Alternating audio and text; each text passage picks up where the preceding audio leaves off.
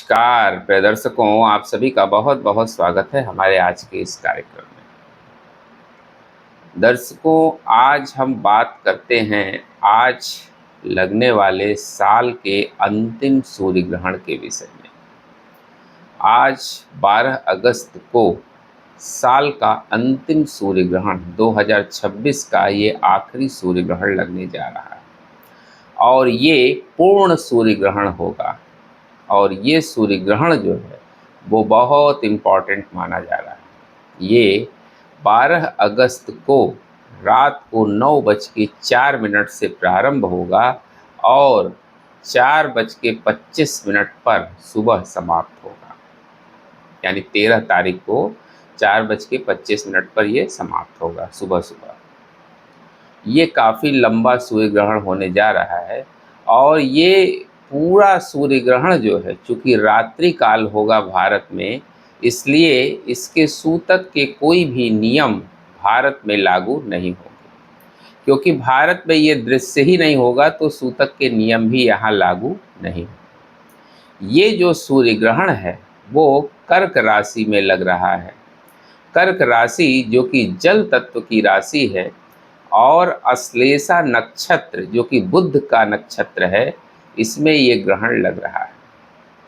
जिस समय ये ग्रहण लग रहा है उस समय की अगर कुंडली देखी जाए तो उस समय मीन लग्न उदित हो रहा है और 5th हाउस में ये ग्रहण लग रहा है, यानी कर्क राशि में। तो अगर हम देखें तो इस समय जलीय राशियां एक्टिवेटेड हो जाएंगी।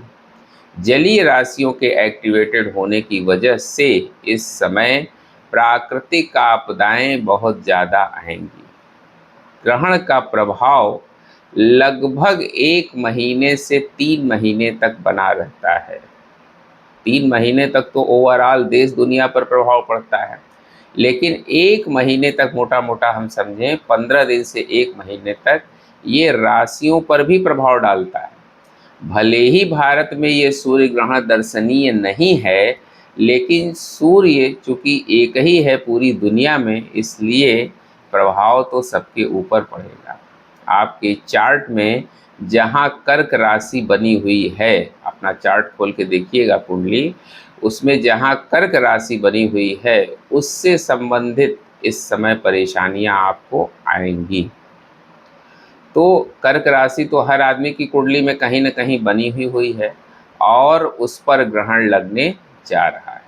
तो इस समय समस्याएं आपको फेस करनी पड़ सकती है। देश दुनिया की बात करें, हालांकि हम पिछले कई वीडियो में इसकी चर्चा भी कर चुके हैं, लेकिन इन ब्रीफ हम बता दें कि चूँकि कर्क राशि जलीय राशि में ये ग्रहण लग रहा है, इसलिए देश दुनिया में इस समय मौसम की मार लोगों को झेलनी पड़ेगी, जो कि पहले से भी उसके प्रभाव आने शुरू हो गए हैं।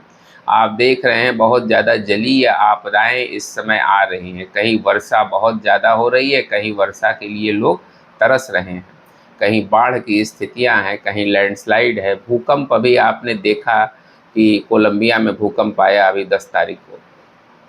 तो भूकंप इस समय आएंगे क्योंकि इस समय जलीय राशियां जो है वो प्रभावित हो रही हैं। इसकी वजह से भूकंप इस समय आपको देखने को मिलेंगे। भूकंप, लैंडस्लाइड और जलीय आपदाएं इस समय आपको दिखाई देंगी। मंगल और राहु इस समय क्लोज कंजंक्शन में होंगे। मंगल जो है वो इस समय मिथुन राशि में है और राहु कुंभ राशि में है, पर दोनों जो है डिग्री वाइज काफ़ी क्लोज होंगे और आपस में इनका दृष्टि संबंध बन रहा है, जो बड़ी आतंकी घटनाओं को जन्म दे सकता है। ऐसा नहीं कि केवल भारत में, पूरी दुनिया में ये हो सकता है। ये बड़े आतंकी घटनाओं को या विस्फोट की तरफ इशारा कर रहा है। जब मंगल का राशि परिवर्तन 2 तारीख को हुआ था, तभी मैंने कहा था कि ये मंगल और राहु का जो दृष्टि संबंध बन रहा है, ये दुनिया के लिए अच्छा नहीं है। ये एक तरह के अंगारक योग का निर्माण कर रहा है, जिससे युद्धजनक परिस्थितियां जन्म ले सकती हैं, विस्फोट की स्थितियां। आप देख रहे हैं कि इस समय प्रोटेस्ट बहुत ज़्यादा हो रहे हैं, संसद में रोज़ बहस हो रही है पक्ष और विपक्ष के बीच में। तो इस समय प्लैनेटरी कॉम्बिनेशंस ही ऐसे हैं गोचर में जिसकी वजह से ऐसी स्थितियां बनी हुई हैं, और पूरे अगस्त भर कम से कम तो ये रहेगा ही रहेगा, इसके आगे भी रहेगा। इस पर हम बाद में डिटेल चर्चा करेंगे। तो ये जो समय है वो बहुत अच्छा नहीं दिखाई दे रहा है। ग्रहण का ये जो प्रभाव है ये पूरी दुनिया पर आएगा। आप ऐसा ना सोचिए कि भारत में सिर्फ इतना ही है कि इसके सूतक के कोई नियम लागू नहीं होंगे। आप जिस तरह का जीवन जी रहे थे आप वैसे ही जी सकते हैं। मंदिरों के कपाट खुले रहेंगे। गर्भवती स्त्रियों को चिंता करने की कोई आवश्यकता नहीं है। हर लोग जो है अपनी तरह से जो रोज की उनकी दिनचर्या थी उस तरह से वो रह सकते हैं। हाँ, लेकिन ग्रहण काल के दौरान रात को जब 9:04 से ग्रहण लग रहा है, तो जब तक आप जग रहे हैं तब तक आप कोशिश करें कि उस समय भगवान के नाम का स्मरण करें, या शिव मंत्र का या गायत्री मंत्र का जप करें, तो आपके लिए बहुत अच्छा रहेगा। अब बात करते हैं राशियों की। हालांकि हमने चर्चा की थी, लेकिन कुछ लोगों ने कमेंट करके कहा कि सर राशियों पर आप एक बार फिर से बता दीजिए कि इसका क्या प्रभाव होगा। तो इन ब्रीफ हम जान लेते हैं कि राशियों पर इसका क्या प्रभाव आने वाला है। मेष राशि की अगर हम बात करें तो इस समय आपको अपने वाणी पर बहुत संयम रखने की आवश्यकता है।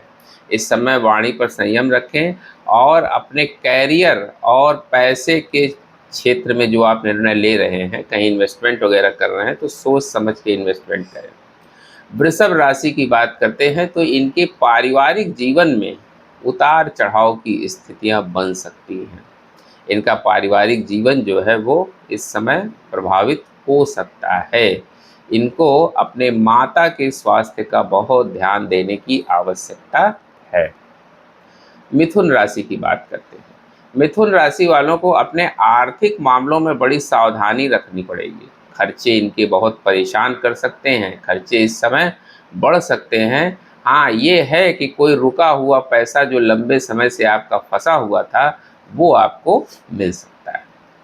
कर्क राशि, कर्क राशि में ही ये ग्रहण लग रहा है। तो कर्क राशि वालों के लिए जो है इस समय मानसिक तनाव बहुत बढ़ सकता है। वैसे मानसिक तनाव की जहाँ तक बात है, इस समय तनाव तो सबको बढ़ेगा, क्योंकि ये कर्क राशि जो है वो जलीय राशि है और ये मन की राशि है, चंद्रमा की राशि है। तो इस समय मानसिक स्थितियाँ सभी की प्रभावित होंगी, लेकिन कर्क राशि वालों पर ज़्यादा इसका प्रभाव आएगा। इनको टेंशन बहुत हो सकती है, डिप्रेशन, एंग्जाइटी, इन चीज़ों से इनको बचना है। अपने सेहत का बहुत ध्यान कर्क राशि वालों को रखना है। सिंह राशि की बात करते हैं। सिंह राशि वालों का कॉन्फिडेंस इस समय बढ़ा रहेगा। इस समय इनका कॉन्फिडेंस लेवल बड़ा अच्छा हो जाएगा, लेकिन ये अति उत्साह में आकर कोई रिस्क न लें, अन्यथा इनका नुकसान भी हो सकता है। कन्या राशि, कन्या राशि के सामाजिक प्रतिष्ठा में तो वृद्धि होगी। नई नौकरी या अतिरिक्त आय के स्रोत मिलने की संभावना है, लेकिन इनको भी अपने पारिवारिक जीवन का बहुत ध्यान रखना है। तुला राशि की बात करते हैं। तुला राशि वाले जो है इस समय अपने शत्रुओं से सतर्क रहें। इस समय इनके शत्रु इनको नुकसान पहुंचा सकते हैं। यात्रा के दौरान भी इस समय इनको बहुत सावधानी रखने की आवश्यकता है। कोई कानूनी मामला, अगर कोई केस वगैरह चल रहा है तो उसमें भी बहुत सावधानी रखें। बहुत जल्दबाजी में कोई ऐसा निर्णय न ले लें जिससे समस्या हो जाए। वृश्चिक राशि की बात करते हैं। वृश्चिक राशि वालों को इनके जो कार्य क्षेत्र में अपने सहयोगियों से इनको अनबन हो सकती है, इसलिए धैर्य से काम लें और अपने वाणी पर संयम रखें। बात करते हैं धनु राशि की। धनु राशि जो है, अगर पार्टनरशिप में कोई काम आप कर रहे हैं तो उसमें बहुत सावधानी रखें। कहीं सिग्नेचर वगैरह अगर करना है तो बहुत ध्यान से उसको पहले पूरी तरह से पढ़ लें तभी साइन करें, अन्यथा आप इसमें फंस सकते हैं। मकर राशि की बात करते हैं। मकर राशि वालों को अपने जीवन साथी का बहुत ध्यान रखना है। इस समय उनके स्वास्थ्य में कोई दिक्कत आ सकती है। तो अपने जीवन साथी का इनको ध्यान रखना है। व्यापार में अगर आप बिजनेस करते हैं तो बहुत संभल के काम करेंगे, अन्यथा इस समय आपके नुकसान होने की संभावना बन रही है। कुंभ राशि की बात करते हैं। कुंभ राशि के खर्चे इस समय बहुत बढ़ेंगे। इस समय ये खर्चों से परेशान हो जाएंगे। जितनी इनकम नहीं होगी उससे ज़्यादा खर्चे होंगे इनके, विरोधी भी इनके सक्रिय होंगे और बीमारियों से भी इनको बचने की आवश्यकता है। मीन राशि की बात करते हैं। मीन राशि वाले इस समय भटकाव से बहुत बचेंगे। मीन राशि वालों के लिए जो है, अगर विद्यार्थी जीवन में जो बच्चे मीन राशि के हैं उनका मन पढ़ाई से भटक सकता है, तो उस पर बहुत ध्यान देने की आवश्यकता है। स्वास्थ्य मीन राशि वालों का इस समय ठीक दिखाई दे रहा है। इस ग्रहण की वजह से उनके हेल्थ में कोई प्रॉब्लम नहीं होगी, सामान्य रहेगा। लेकिन इनको अपने खान पान पर ध्यान देना है। स्वास्थ्य ठीक रहेगा तो इसका मतलब ये नहीं कि वो जैसे चाहें वैसे रहें, अन्यथा परेशानी भी आ सकती है। लेकिन मीन राशि वालों के लिए ओवरऑल ठीक रहेगा। थोड़ा भटकाव से ये बचें तो इनके लिए ये ग्रहण कोई बुरा प्रभाव नहीं देगा। तो ये 12 राशियों का हाल था और देश दुनिया का हाल था, जिसका प्रभाव अगले 1 से 3 महीने तक दुनिया पर पड़ेगा। तो आपको इस ग्रहण से बहुत ज़्यादा परेशान होने की ज़रूरत नहीं है, क्योंकि भारत में ये दर्शनीय नहीं है, इसलिए यहाँ इसका कोई भी सूतक का नियम वगैरह लागू नहीं होगा। लेकिन राशि और लग्न दोनों से मिला के इनको आप देखिएगा तो इसका ज़्यादा सटीक प्रेडिक्शन आपको मिलेगा और आपको थोड़ा धैर्य से इस समय काम लेने की आवश्यकता है। दर्शकों, अगर आपको अपनी कुंडली दिखानी है, कुंडली जीवन की किसी समस्या का समाधान अगर आपको ज्योतिष के माध्यम से चाहिए, तो आप मेरे दिए गए इस व्हाट्सएप नंबर पर संपर्क कर सकते हैं। उम्मीद करते हैं दर्शकों हमारा वीडियो आपको ज़रूर अच्छा लगा होगा। मिलते हैं आपसे अगले वीडियो में किसी नए विषय के साथ। तब तक के लिए हमें आज्ञा दीजिए। नमस्कार।